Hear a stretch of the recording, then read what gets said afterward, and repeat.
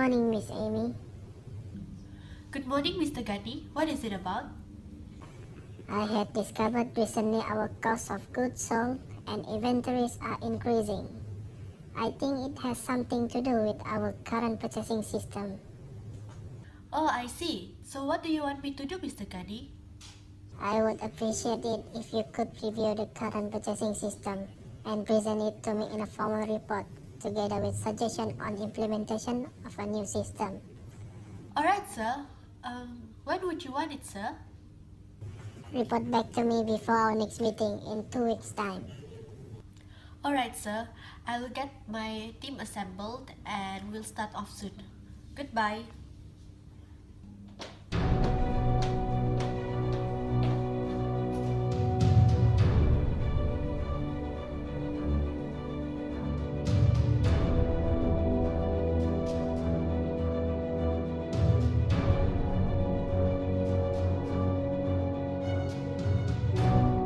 Hello everybody.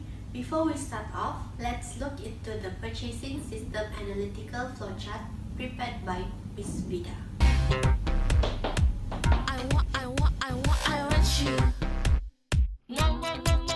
Thank you, Miss Amy. Our current purchasing system begins with the monthly material requirement received by Mr. Razi.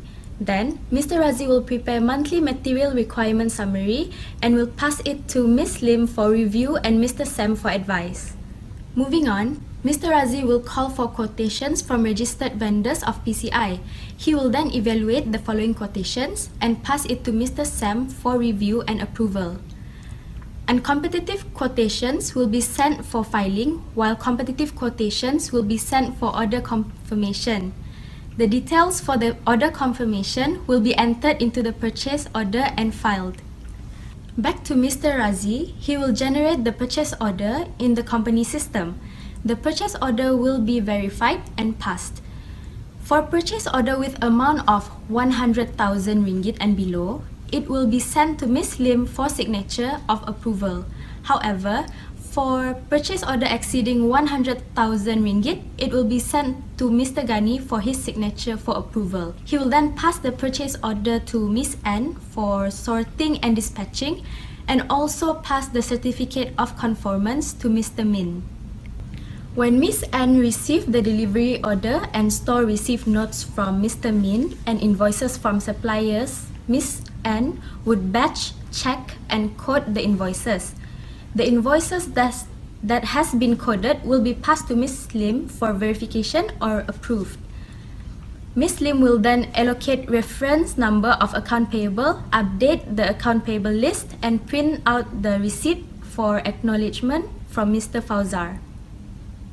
Continuing, the local vendor will deliver the materials. The delivery order and certificate of conformance will be sent to raw material store and the invoice sent to purchasing section.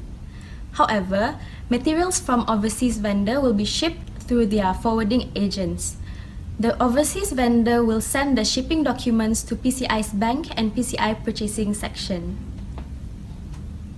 Next, my assistant will explain further on the flowchart.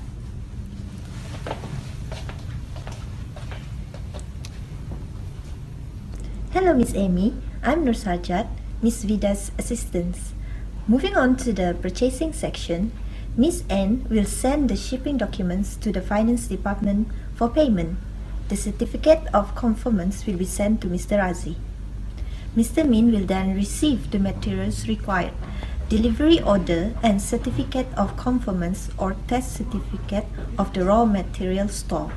Store receipt note or raw material store 2 form will be issued by him.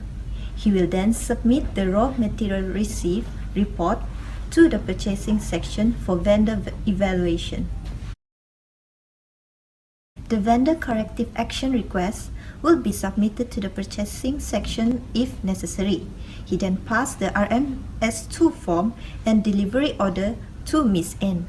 Moving on to the finance department, Mr. Faris will receive the batch account payables that match with the vendor shipping documents from Mr. Fauzan to arrange for payments. He will then prepare the voucher for payment and later it will be sent to Mr. Fauzan for his approval and signature. The voucher will be given back to Mr. Faris for check or telegraphic transfer preparation. The check will be sent to Miss Alia and Mr. Ghani accompanied with the voucher for signatures. After approval and sign, the check or telegraphic transfer will be sent to vendors or banks enclosed with the written receipt of the check or telegraphic transfer for notification of payment. That's all from me, Miss Amy. Thank you. Wow, that's a very long process. Okay, since all of us have a very limited time, I think it's best if I'll delegate some tasks for you. Agent Lim, since you're from the material department, we seek your help to investigate on the stock reconciliation. Okay, Miss Amy, I'm honored to help. Agent Sam, you are responsible to investigate on the authority and segregation of duty in the purchasing department. Alright, Miss Amy. Roger that. Agent Alia, you're in charge to investigate on the documentation of the finance department. Okay, Miss Amy. Okay, agents, I want all of you to report back to me in 1 week time, not later than 12 p.m. GMT. Hello, Miss Amy. I am down here at the finance department. From what I have observed, there is no proper documentation made from the checks issued. The copy of the check was only sent to the vendor but was not filed by Mr. Faris. Oh, is that so? Yes, Miss Amy. This affects the company because without any evidence of payment made to the vendors, there will be a problem if the vendors were to claim for any unpaid materials. So, what is your suggestion to resolve this problem? Well, I recommend that a copy of the check should be kept and filed properly for future references. The filing should be in order by providing serial number or pre-numbering the checks. Okay, Agent Alia, good job. I will consider your recommendation. Thank you.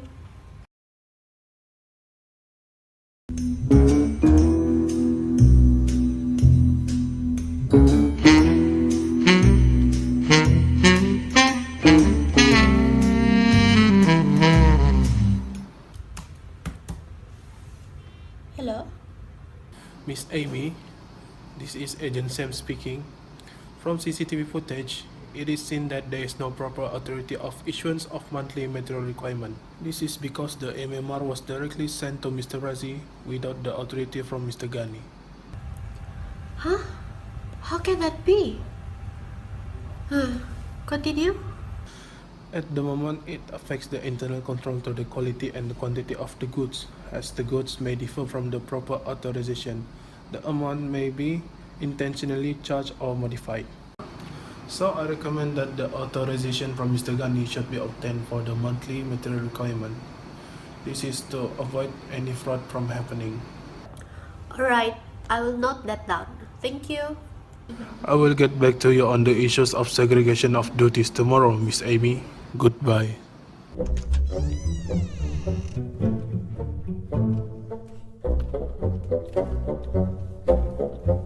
Hello, Miss Amy. From my observation, I have discovered that there is no stock reconciliation being made in the material department. This is because the materials that has been stored is not counted properly and physically. Oh, really? So what's the effect of this? It may result the company to incur storage costs, and other than that, they may also be under or over purchase of the material required. Oh, that's quite a bad impact. Yes, Miss Amy. So I recommend that the inventory should be reconciled at the end of each month. This is to make sure that only necessary purchase is being made, and of course, to avoid material theft. Okay, I will look into your recommendation. Thank you. Hello, Miss Amy. It's me again, Agent Sam. I've made some inquiries and interrogated Mr. Min. It seems that Mr. Min is in charge on receiving all the documents, such as DO and COC together with the materials. Mr. Min also responsible to store the materials in the raw material store. Oh my! That shouldn't happen. What is the effect of this issue on the internal control, Agent Sam? Well, Miss Amy, Mr. Min also have the opportunity to manipulate and take advantage over the suppliers. He may also make an illegal deal with the supplier. Oh no! We should prevent that. Yes, I strongly recommend that there should be a proper segregation of duty. This can be made by separate the receiving department from the material store. There should also be an appointment of another staff in seeking supplier and another person to evaluate the documents. All of these steps will ensure a proper segregation of duty and to avoid any confusion from happening. Oh, that's a very good recommendation, Agent Sam. Thank you. Well, all of you have performed up to the standard as expected. Thank you, agents, for your services. I really appreciate it and will present all of your findings to Mr. Gadi. Thanks once again. Pleasure, Miss Pleasure, Amy. Miss Amy.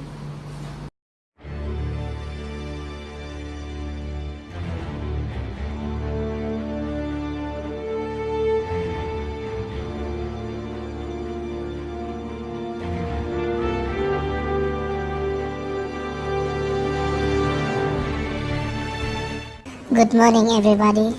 Thank you for being present in this meeting. Today's agenda, we will focus on our company's performance. Can we start looking at the financial performance? From what I have investigated, it seems that there are 4 types of ratio that we can focus on. The first ratio is liquidity ratio.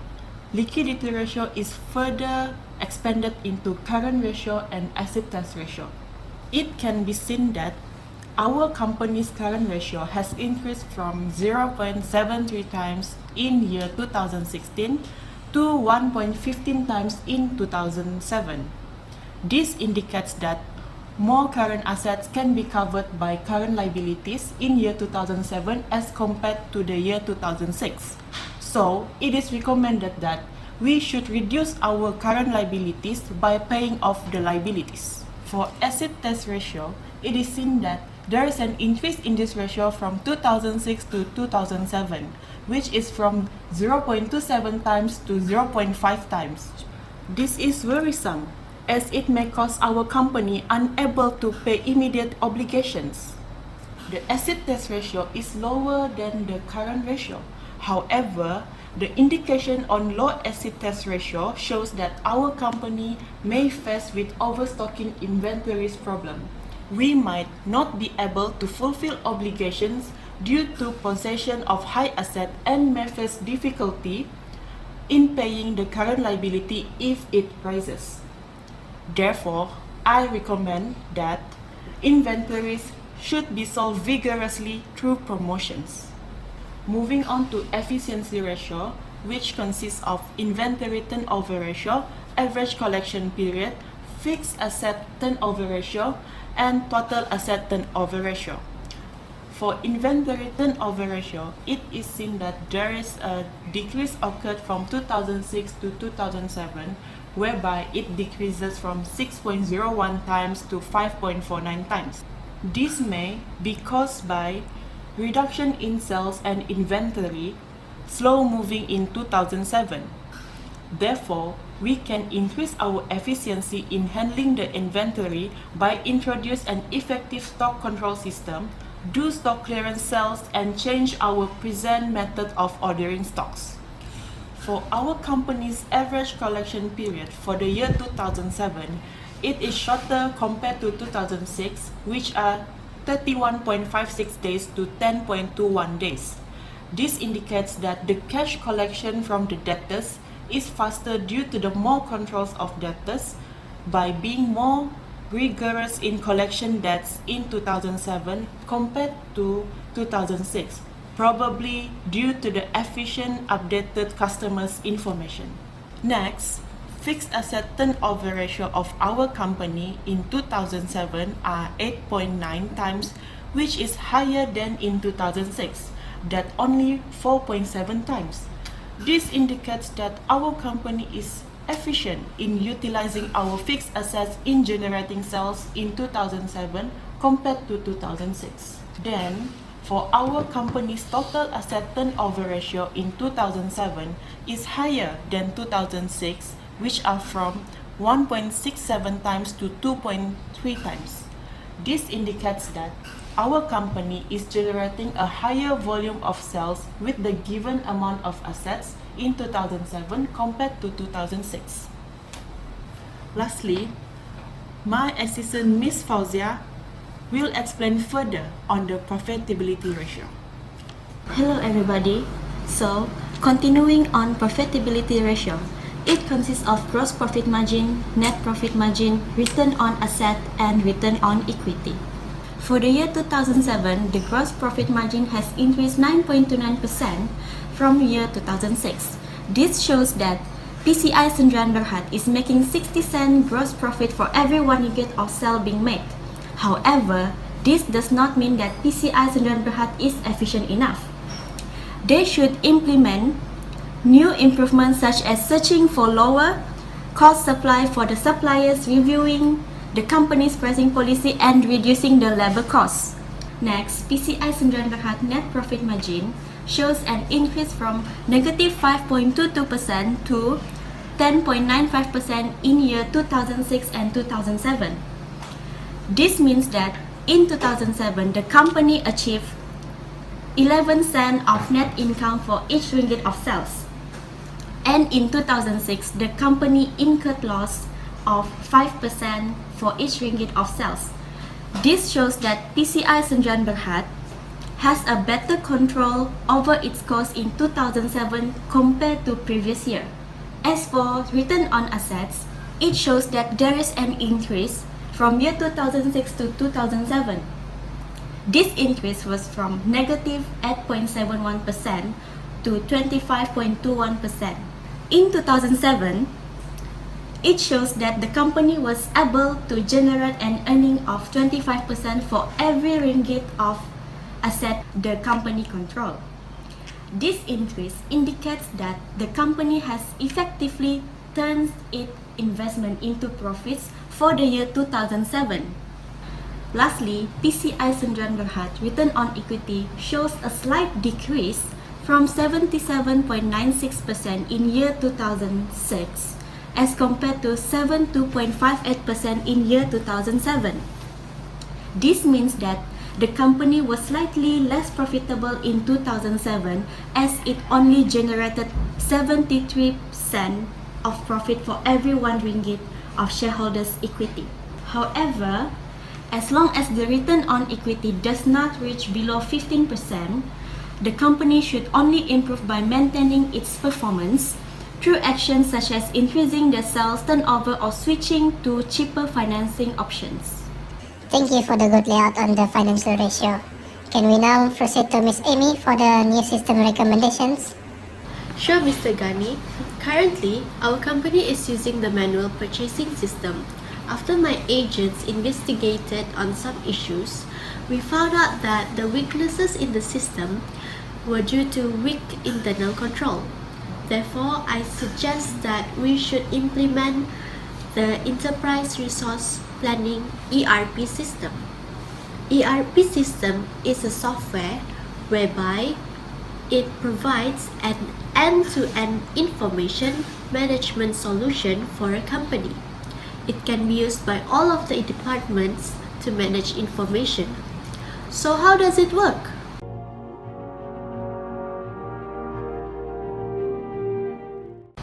ERP software integrates all areas of operations, including product planning, manufacturing process, sales, marketing, finance, human resource, as well as procurement in a single database.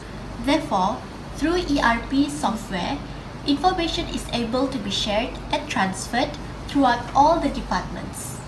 I think that our company should implement this system to achieve efficiency. I'll give you an example, which is the purchasing department is able to transfer information to the finance department, not only in our company's department, but also it can be used with the third party through communications with suppliers and also customers. An example is that our company can use this system to send the quotation to the vendors. Thus, our time is efficiently saved as compared to when using the manual system. How about the recommendation, Mr. Gani? That's an excellent recommendation. Since we have quite a positive increment of revenue, I think it would be best to use some of the money to be invested in the new ERP system. Good job. How about the proposal of improving our internal control?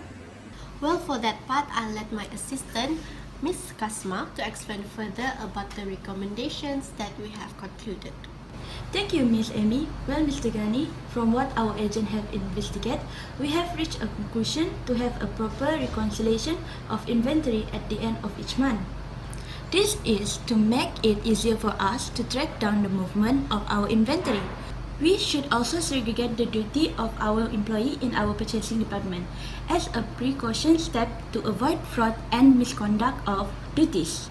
Moreover, we should have a proper documentation, especially for our check in the finance department, so that we be able to have an efficient reference trail for future references. Lastly, proper authorization should be implemented, especially in the purchasing department. If we do not implement this, there might be a high probability that manipulation of company's money to happen. So there are the concluded recommendation that we have to prepare for you, Mr. Gani. Oh, is that so? I was totally unaware of these matters. Excellent job, agents. Congratulations to a job well done. All of these recommendations will be implemented as soon as possible. Let's have a toast on our accomplishment. Cheers.